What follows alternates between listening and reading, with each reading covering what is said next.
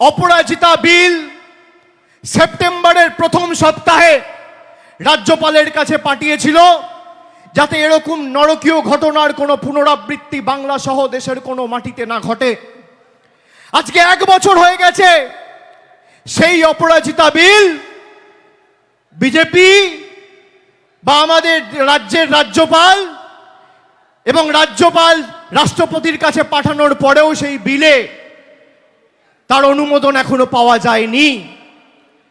যারা সেদিন রাস্তায় নেমে এই ঘটনার প্রতিবাদ করেছিল, তাদের উদ্দেশ্য শুধু দোষী শাস্তি পাক নয়, তাদের উদ্দেশ্য ছিল গরিব মানুষের যে স্বার্থে যে স্বাস্থ্য ব্যবস্থা মমতা ব্যানার্জির সরকার 2011 থেকে করেছে, সেই স্বাস্থ্য ব্যবস্থাকে চূর্ণ বিচূর্ণ করে ভেঙে ফেলা।